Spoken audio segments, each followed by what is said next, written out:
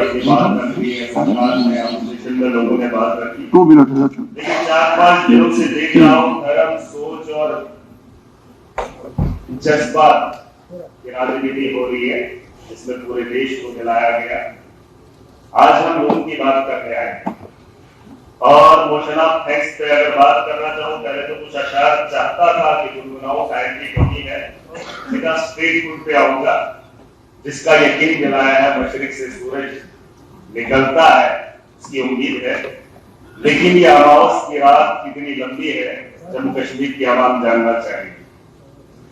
और उसके अलावा आज मैं देख रहा था कि मुलाजिम यहाँ जो रिक्रूटमेंट हो रही है यूपी के, बिहार के लोगों को, आज के लिए एक्सटेंशन में पढ़ रहा था कि जहाँ पे उसका बाज़ाब्ता नाम लिखा हुआ था और एड्रेस यूपी का लिखा था, उसकी तकलीफ हो रही है। और मैं चाहता हूँ स्टेट रूट के साथ साथ बैंक सिक्योरिटी का होना और जॉब की सिक्योरिटी का होना, यह हमारे लिए बहुत जरूरी है। मैं तो उम्मीद करता हूँ जिस तरह से सरकार कह रही है यह अमावस की रात लंबी कितनी है वो जानना चाहेंगे। इसके अलावा इलेक्ट्रिसिटी पे बात हुई, सरकार ने उम्मीद दिखाई है, जैसे हमारे तारकामी साहब ने कहा कि लाइट तो दिखती नहीं है, हमारे यहाँ सबसे ज्यादा पावर प्रोजेक्ट है जिनकी हम हमेशा बात करते हैं। 12-13 घंटे हमारी कटौती रहती है, 27 शराब के अंदर मैं तो नहीं जानता हूँ यहाँ क्या है, लेकिन 200 यूनिट डिजर्विंग लोगों को जो है मिलेगा। अब डिजर्विंग लोग 2011 की सेंसस में आए थे जनाब, मैं सरकार से भी उम्मीद करता हूँ, यहाँ उमर साहब भी बैठे हैं, 2011 में एक सेंसस हुई थी जिसमें लोगों को राशन कार्ड मिले थे, उसी तरह से ये लोग डिजर्विंग लोगों को देखेंगे। यहाँ बीजेपी के लोग 10 साल रहे लेकिन इन्होंने सेंसस नहीं करवाया और बहुत सारे ऐसे लोग हैं जिनके पास अभी राशन कार्ड नहीं है, उन्होंने अपने बच्चों की शादी कर दी है। अगर उसी तर्ज पे ये लोग प्रायोरिटी देंगे तो बड़ा मुश्किल है, बहुत सारे लोग जम्मू कश्मीर में छूट जाएंगे जिन्हें इससे फायदा नहीं होगा।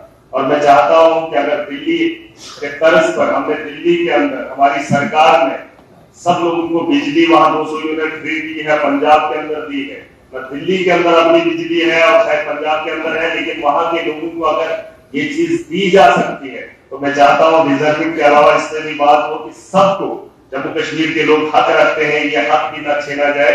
यहाँ की हमारी अपनी बिजली है, इस पे काम किया जाए और सबको जो है 200 यूनिट बिजली फ्री दी जाए, मैं उम्मीद करता हूं। और सर मैं अभी पिछले दिनों वार्ड 1 गया था, उमर साहब भी गए थे, वो जो एक हादसा पेश आया इलेक्ट्रिसिटी को लेकर मैं बात करना चाहूंगा, जो एलजी के एड्रेस में भी आया, वहां पर मैंने देखा अपोजिशन के तो लोग नहीं है, आपको ने तो मना किया है, लेकिन सुनील शर्मा साहब जो अपोजिशन के लीडर्स हैं, उन लोगों ने कनेक्टिविटी बिजली की वार्ड 1 में नहीं है, शायद उमर साहब ने देखा होगा, लेकिन पोल और तार लगाए गए भाजपा ने एलजी के दौर में, ये जो पीछे 5-10 साल निकले हैं उस दौर में वहां पर पोल और तार लगाए हैं, लेकिन कनेक्टिविटी नहीं दी है। 50-60 किलोमीटर कोई भी लाइन नहीं, लेकिन उनके गांव में तार और पोल, मैं चाहता हूं उसकी इंक्वायरी हो कि वहां पर ये चीजें क्यों लगाई थी। मैं वार्ड 1 में जब गया था मैंने देखी कि उन्होंने कहा लाइट तो हमने जिंदगी में नहीं देखी है, लेकिन पोल और तार यहाँ पर लगाए। सर ये गवर्नमेंट को लूटा जा रहा है, लोगों को बेवकूफ बनाया जा रहा है। इस तरह से अगर हमारे यहाँ पिछले 5 या 10 सालों में काम हुआ है, इसकी इंक्वायरी होनी चाहिए। उसके अलावा रूल्स को लेकर बात हुई है, एक उम्मीद की किरण दिख रही है, लोग इस पर चर्चा कर रहे हैं, होना भी चाहिए। हमारे यहाँ कई साल पहले हमारे रोड्स बने, इसमें हाईवेज है, लिंक रोड्स है, अगर आपकी नोटिस में नहीं होगा लेकिन मैं सरकार को बताना चाहूंगा, हमारे यहाँ कई सालों से लोगों को कंपनसेशन नहीं मिला, और जब से भाजपा की सरकार आई इन्होंने कहा आप जमीन दो हम आपको सड़कें देंगे, लेकिन हमारे पास उतनी जमीन नहीं है कि हम सड़क के लिए जमीन को मुफ्त दे दें। लेकिन जो पुराने लोग थे, पुराने दौर के अंदर शायद आपकी सरकार में भी वो चीजें होंगी, आज तक उन लोगों को मुआवजा नहीं मिला है। रोड्स की जरूरत हर जगह है, लेकिन मैं चाहता हूं कि उस रोड की कंपनसेशन के बारे में भी सोचा जाए। खाली रोड्स किस तरह से आप लेंगे, किस जमीनों के बगैर या जिन लोगों के पास जितनी जमीन है उसे उजाड़ कर आप उस गांव को अगर राहत देना चाहेंगे तो ये गलत तरीका रहेगा। मैं चाहता हूं इस पर थोड़ा सा ध्यान दिया जाए। रोड्स में सर हमारा टोल आता है,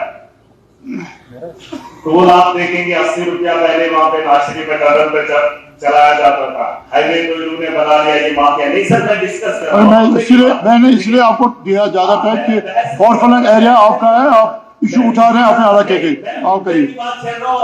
आप करिए करिए करिए करिए जो टोल 80 से बढ़ाकर 180 नाशरी का पिछले साल 80 था, आज 180 कर दिया। उसके अलावा अगर आप देखेंगे बटोत के वहां रोड पे वहां पर भी टोल लिया जाता है, अड्डा जिसे कहा जाता है। वहां से जब आप आएंगे डोडा के अंदर, डोडा सिटी के अंदर, खाटरी के अंदर, किश्तवाड़ के अंदर, जहां जहां पर भी एंट्री पॉइंट्स है, हर रोड पे जो है माफिया बैठा है। मैं चाहता हूं इस चीज को देखा जाए, इन लोगों को रोका जाए। अगर आप रोड्स की बात कर रहे हैं, लेकिन लोगों की राहत के बारे में भी आपको सोचना चाहिए। उसके अलावा आपने बेरोजगारी पे बात रखी है। एक उम्मीद और है नौजवानों को, जम्मू कश्मीर के नौजवानों को। मैं चाहता हूं सरकार ने जो उम्मीद दिखाई है, जल्द अज जल्द जो वेकेंट पोस्ट है उनको फिल किया जाए और उसमें एज रिलैक्सेशन का होना बड़ा जरूरी है। सर एज रिलैक्सेशन का बड़ा होना जरूरी है, क्योंकि 10 साल पहले जो बच्चे उसके अहल थे, लेकिन नौकरियां न निकलने की वजह से उनकी एज आगे बढ़ गई, जिसका खमियाजा उन लोगों ने भुगता। और मैं चाहता हूं कि हमारे तर्ज से हमारे जैसे नौजवान हैं, उन्हें मौका दिया जाना चाहिए, उनकी एज में बढ़ोतरी होनी चाहिए, चाहे कोई भी रिक्रूटमेंट आए तो उसके लिए थैंक यू दिखाया जाए। उसके अलावा टेलीविजन की बात आगे भी कहना है काफी, लेकिन वहाँ सारे खाना कहोगे तो मुश्किल है।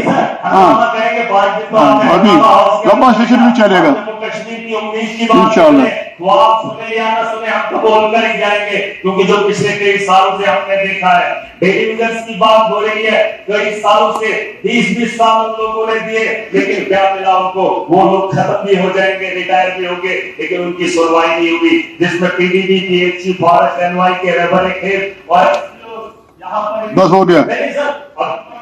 नहीं, इतने दिनों के बाद ये तो सुनना पड़ेगा। ऐसा ऐसा ऐसा एक ही बात मुझे पता है आपका, लेकिन आगे मौका और ये जम्मू कश्मीर के साथ जुड़े हुए मसले हैं। शेख खुर्शीद साहब मैंने लगे प्लीज स्पेसिफिक आप बोल दे रहे हैं। चलिए आप बैठिए आप रिटर्न दीजिए, मैं भेजूंगा ऑनरेबल चीफ मिनिस्टर को जो पॉइंट्स है आपके। निकलेगी, चाहे वो तहसील लेवल की हो, डिस्ट्रिक्ट लेवल की हो, आप हमें कंपटीशन में स्टेट लेवल के साथ नहीं लाइए, नेशनल लेवल के साथ नहीं लाइए। ठीक है, ओके, शुक्रिया। चले आप प्लीज कंटिन्यू।